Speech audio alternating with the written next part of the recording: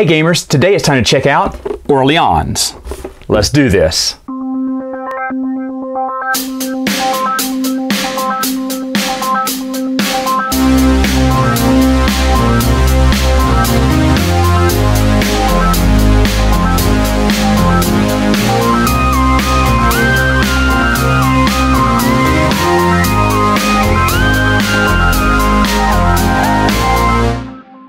Alright, so here's how the game is set up here. What you're going to do is you're going to pick a color. You're going to get a nice little bag. With that, you're going to get 4 trading tokens to start off with. Now the tokens, what separates these from the regular tokens is they will have your color at the bottom of them. So if I was black, I'd actually have a black border, blue would have blue, green would have green, so on and so forth. But you're going to start off with these 4 tokens. You're also going to have your own player board.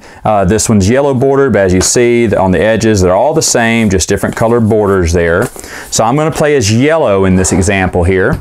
And then we have our board set up here. Now, this is the deluxe version. The regular version will have a few different things. I'll mention those in a minute. But you've got the main player board out here. You've got the town hall up there, which I'll talk about later. And then, of course, your playing board. You're going to start with these trade houses. Everyone's going to get a few of these. You're going to start with also 5 coins. Now these are metal coins. This is from the deluxe version. You will have actual cardboard coins and denominations of 5 and 10 as well as 1. Also these are nice wooden tokens, whereas in the regular game they'll just be cardboard tokens. And I think these citizen tokens are actually cardboard in the base game. These tech tokens are actually cardboard in the base game as well. And these commodities, these are actual wooden tokens, but they're regular cardboard tokens in the base game. So you're looking at a deluxe version here. But what you're going to do is you're going to get all that to start off with, your 5 coins, all your trade houses, your 4 beginning starting players that are going to come with your bag. And then, of course, you have the board here. You're going to start with your own little player, and you're going to start on Orleans, which is right here. All players will start right there. And then you're going to take this deck of event tiles. You're going to shuffle them all up, putting the lighter colored one. As you see, this is a little lighter colored. This one's going to go first. This is always the first event. And you're going to shuffle through these events. Now, the book tells you what events do what, and usually they happen at the end of a round. Sometimes it happens at the beginning of a round, like they'll say, hey, you cannot play this certain type of token for this round. Let's look at a few of these. The first one, oh, there it is, means you can't get any monks. Now, this one happens at the end of the round. This next one I just picked here, this is a plague. Means you have to take one of your tokens randomly out of the bag and put it back into the player board there. So this is a game where you're taking all these tokens and building your bag, and every round you're digging in your bag, blind grabbing a few tokens out to play and play on your board. But if it's a plague at the end of the round, you have to deposit back one of your tokens you've collected. So again, the rule book is excellent. It tells you what each one means, and after you've played this game a few times, you will not need the rule book because you'll know what each event means. It's the same events, just getting shuffled in different, combinations however you shuffle the stack.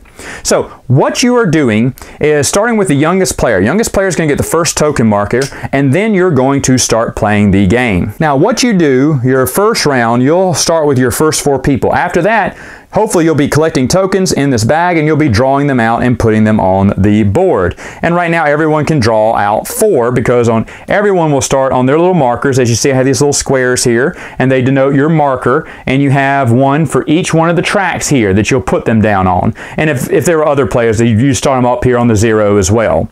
And your goal is, of course, to move up all these tracks, collect commodities. So let's go over some of the things you can do on your player board. The first one, if I had a farmer, a merchant, and a knight, which I don't have a knight, but if I did have a knight, I could move across the sea on this map.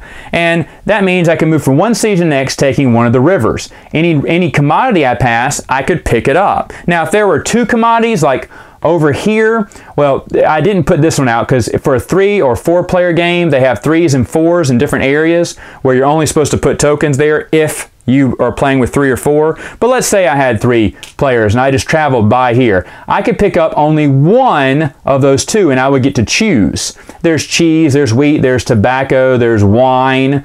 There's lots of different things here you can get, but you're going to pick up one of them on the way. This comes in handy when we get to in-game scoring. I'll talk more about that later.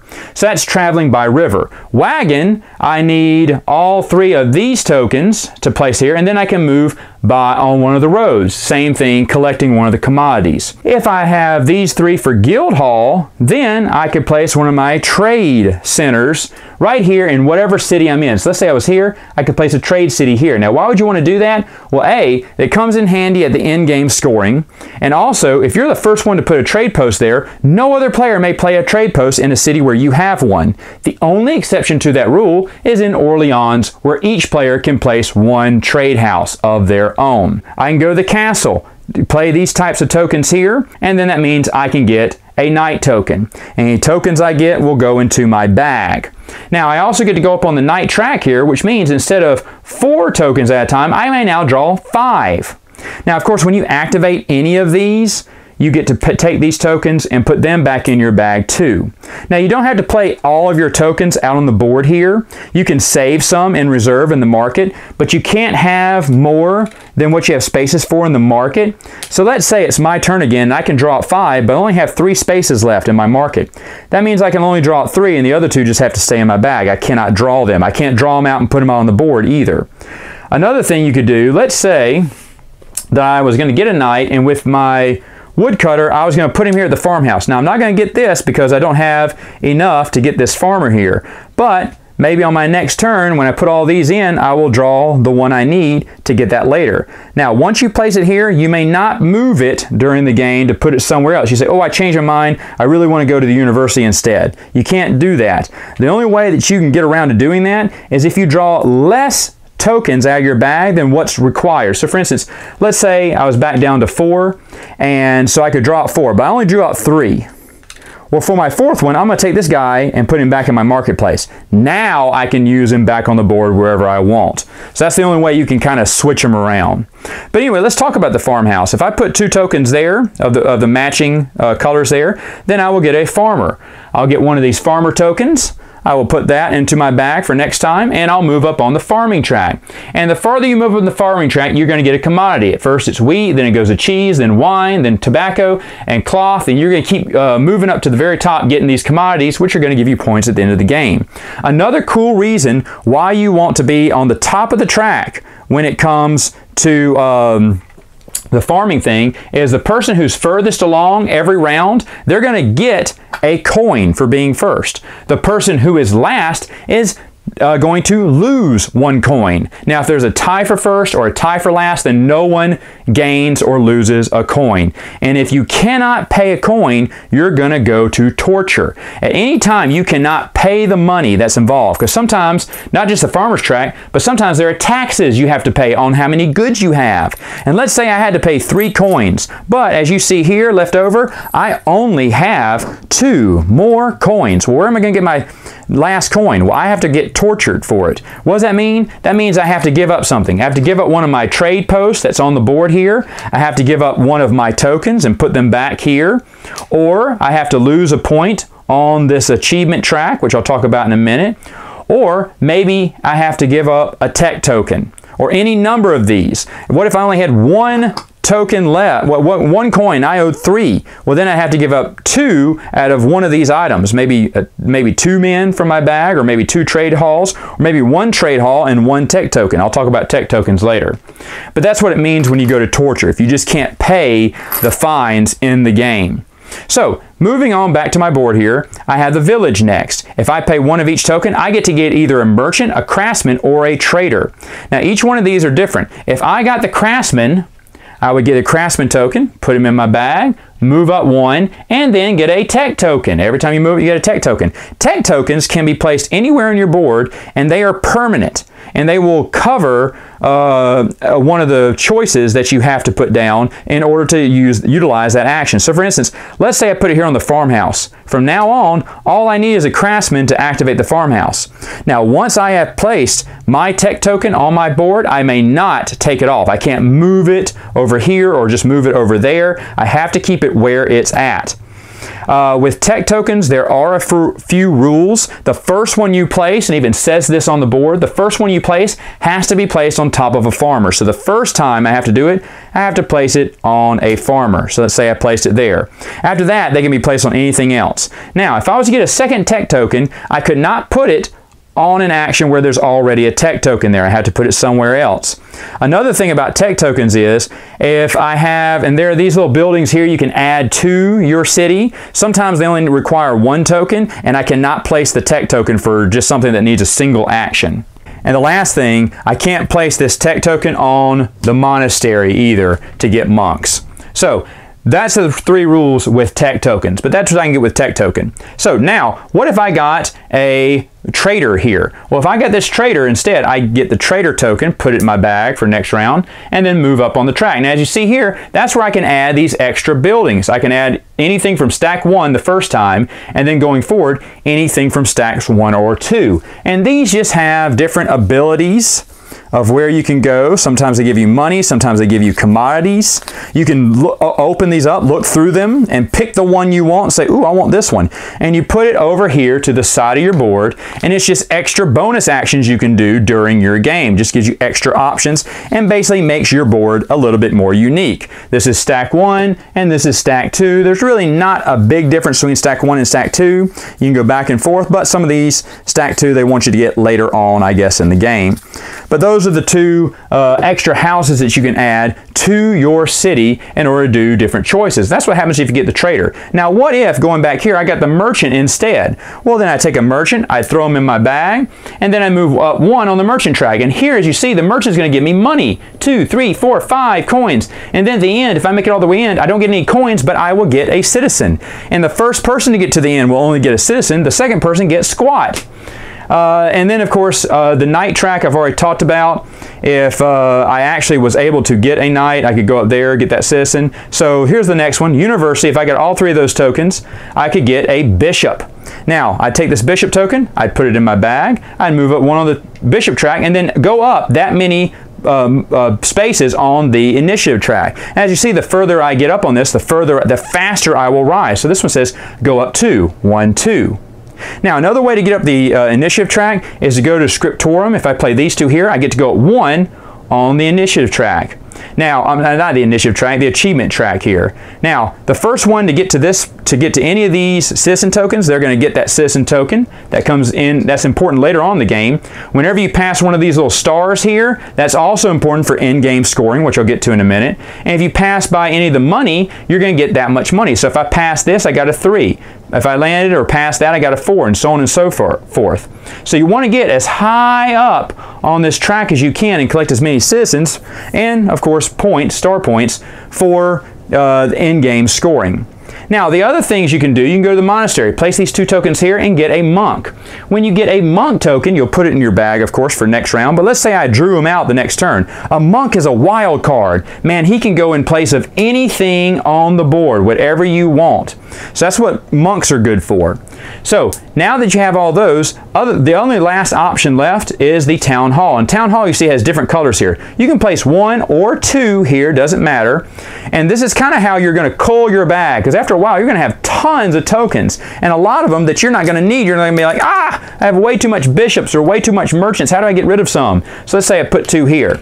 Well, then, in turn order, you would take your people and move them up to this board up here. So I could play my bishop here and my merchant there.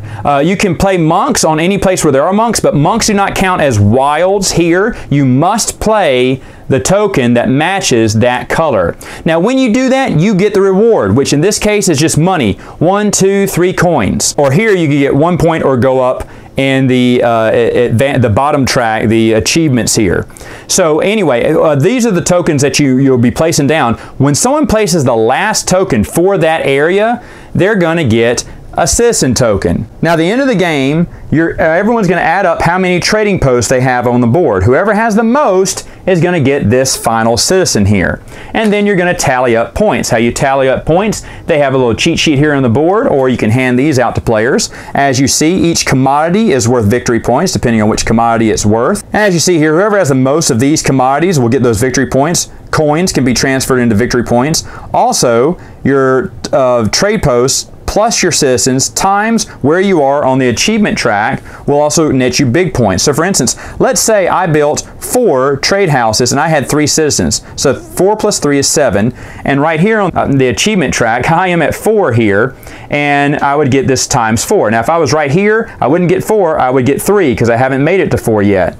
But 7 times 4 is 28, and so that can give you some big points at the end of the game. And of course, whoever has the most points wins. So now let's look at the invasion expansion and see what you get. Well, you're going to get some extra places to play to build your town.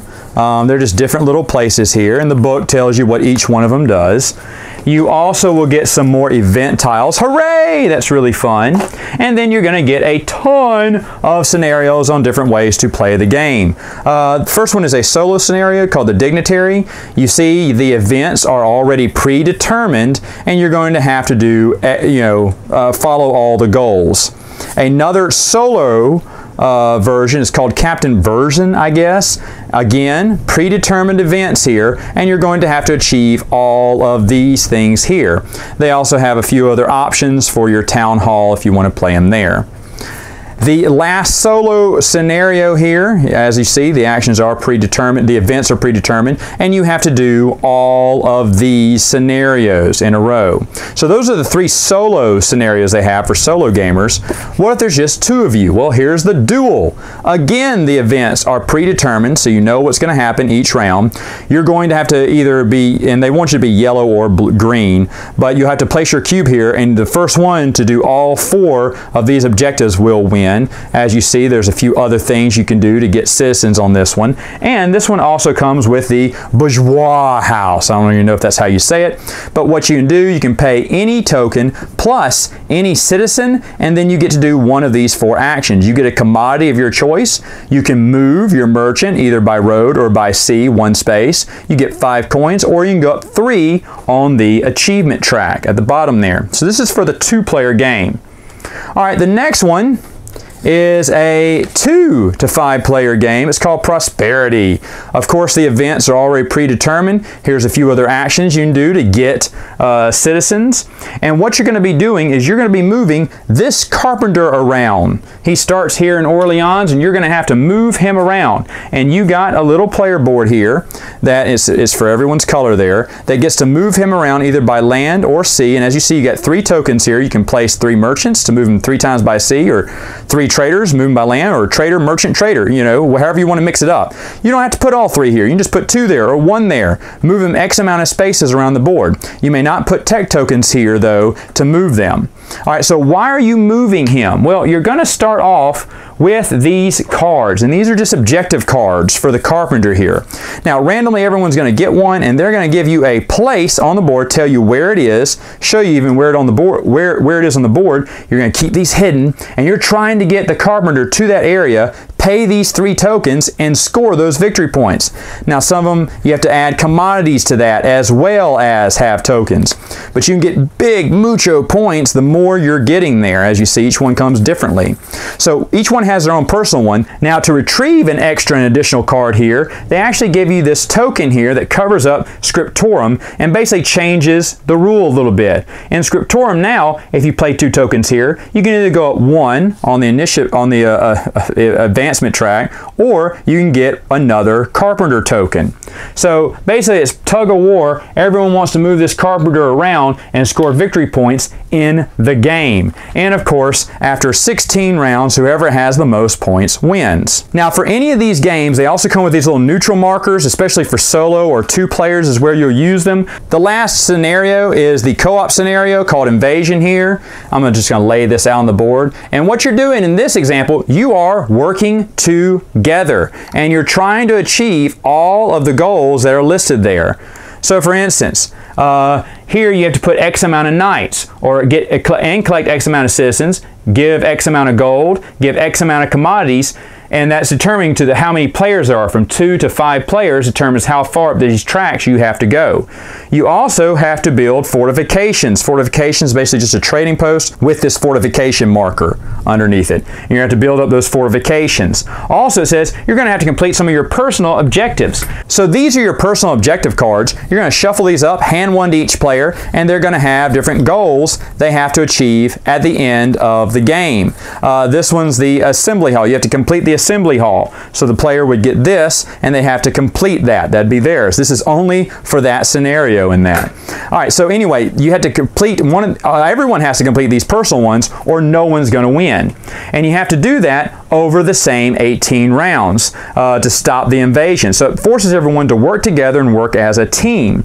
Now because of that, it also gives you an additional side player board that you can use to help out players. For instance, transport, if you play 2 tokens here, you can give a good to anyone, or you can put one over here into the fortification board. Here is craft gold. You can give money either to a player or put it up here on the board. If you have the monk, you can give someone a token. Maybe you have plenty of knights and someone doesn't. They need one. So you can pay a monk and give them one of your knight tokens. Over here, Palatine, you can play any 2 tokens you want and help another player achieve an action on their board. Now you'll get them back. It's not like you're giving it to them, but you're letting them borrow these basically for that turn.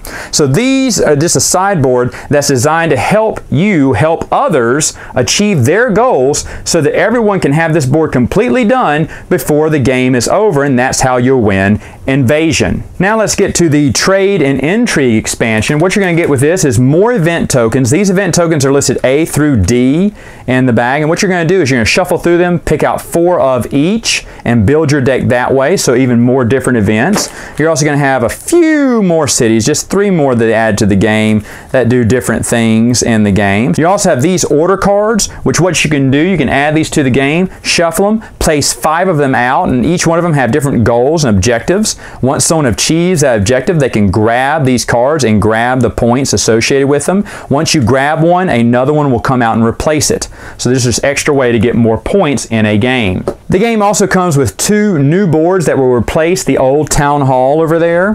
The first one is called Trade. And as you see here, there are some tokens that say for 3 players, you may need to cover up some of these. They give you tokens that will cover up those options and kind of eliminate some of those options if you're playing with less, like maybe a 2-player game or something. But anyway, on this, what do each one of these do? Alchemy, you put a token of any color and you can grab another token from your bag and play it immediately on your board. This one's awesome here. This one, of course, gives you 3 coins. This one, Towing Service, lets you move over water once just by paying 1 merchant. That's nice. Any one of these can give you that particular commodity. So if there's a particular commodity you're looking for, you may pay the token there and, of course, get that commodity. Down here, you can get a citizen for paying any one of these. That's really nice. Here, you get more cities if you place one there. Here, you get an extra tech token. Down here, you just get an extra coin, and down here, you go up 2 on the achievement track. Now, of course, the last person to place one will get extra bonuses as indicated here. The only thing different is this check mark. That means if you're the last one to place one here on the Court of Lay Assessors, you get to do an action on your board for free without paying any tokens. So that is Trade. And then finally, here is Intrigue. And this is the mean version of the game. It will replace, of course, that town hall there. And let me just tell you what each one of these do. If you play Tax Collector, every player gives you 2 coins. If you pay Torturer, then you get a coin and everyone else gets tortured. Awful. And you have to pay any one of those tokens to do it. Hangman, you get 2 coins and a player has to discard a random token from their sack. Oh, that's awful. Saboteur, basically you get 1 coin and you're returning one of the players already played. If they have it already out trying to lock something in, or they haven't played yet and it's their turn to go to Town Hall, you can take one of their tokens away and have them throw it back into the bag. Oh, that's awful. Kidnapper, you get 1 coin and then you send someone back to Orleans. Fraud means basically you get to do a trade with someone and they have to trade with you. You can trade a low commodity for a high commodity and they have to trade with you. Because you faked them out. You're a fraud. Here, Traitor. Basically, you go up 1 on any of these tracks, and on that same track, you push one of the other players down 1. Here, Arsonist, you can burn down someone's trading post. How awful is that? And then finally, Spy. You're basically going to take a tech token from another player and put it on your board. So these are all the bad things, these are all the good things, and that's what's in Trade and Intrigue. And finally, here are all the little mini expansions that come on BGG.com if you want to go get them. Basically, they're just extra places to build your city in. That's basically all it is. And that is Orleans. Final thoughts, what do I think about the game? Well, looking at the box art, this looks boring, doesn't it? In fact, I'd heard so many good things about it, but I looked at the box art and I was like, no, this does not look like a game for me. And when I was at BGG-Con this past year, and I opened up the box, and it was the deluxe version. That's the first time I experienced it, was with the deluxe version. I was like, oh, this is nice pieces, but the art looks boring. And the game seemed boring, and the game seemed drawn out as I was looking over the rules, and I was like, I don't know if this will be the game for me. You know, I don't like deck building games, and a bag building game, I thought, nah, can that be any good? It is. It's great. This was probably one of the best games that I played at BGG-Con. I was blown away at how good this game is. It is super smooth, it's super fun, building your own little side cities, having your own little special abilities, just making it special. Everyone's trying to get to these goals. There's a lot of different strategies in it, and I still don't know what the best one is. Now, let's talk about the expansions here. The first one, Invasion. This is a big box expansion. There's a lot in this one. I've never played Invasion, and I probably never will. First off, I don't play the game solo. I've never tried to play it solo. Maybe I should. If so, it's good to have. If you're a solo player, they got 3 different scenarios. That's awesome for solo players. If you're someone who only has, 1 or 2 people in your household, then it has a 2-player scenario called the Duel. It looks pretty good as well. Then you have the Carpenter one, which looks interesting. I might introduce my gaming group to this. Or you have the final one, which is the co-op. Now here's the thing. I love co-ops. My gaming group does not. Now, that's not the only reason, though, because I don't think Orleans should be a co-op. Now, I've heard good reviews on the co-op. People said they loved it. But like I said, when I bought it, I was just so pumped up of Orleans. I was like, I got to have everything Orleans. And then when I looked this over, I was like, wow, there's really not, besides the new event tokens and some of the stores which we've shuffled into our game before, I haven't used anything else from the box. That's just because none of it really interests me. But if the solo play and dual play, if that kind of stuff interests you and you love co-ops, then yeah, definitely this one's for you. The better one for me was the little smaller expansion that came out here called Trade and Intrigue. Trade and Intrigue is really good. I mean, really good. All the new stuff that it provides you. I don't think there's anything bad in here that I don't like. The trade board is really awesome. It makes the rewards even better. The additional cards that make you go to certain cities to accumulate certain goods is really awesome too. It enhances the game, makes it better. And even the intrigue board, which nobody online likes but me. I love it. That is one that's going to get a ton of play with my gaming group because we love screwing each other over. So it is a mean board, and it makes it a mean game when you put it in there, but it's going to be a lot of fun. So out of the, and then all the little mini expansions from Boardgame Geek, as you saw, they weren't even punched out. I haven't even used them. That's not on purpose. I just keep forgetting to punch them out and shuffle them in the main game. I do plan to use them. I just haven't yet. But like I said, I'm just trying to just show off Orleans to all my gaming group and get them involved with that first. So should you get the game? Yeah, duh. I think I already said that. Should you get the expansions? This is a case-by-case scenario. If you feel that it's for you, then go on and get it. A lot of people like the co-op gameplay here. This one, I think you should definitely pick this one up. I think it's just fantastic. It's one of their best expansions they've had. And all the little mini expansions from Boardgame Geek, I couldn't tell you, but hey, more extra tiles for your game is always a good thing. All right, gamers, that's it for now. Until next time, game on.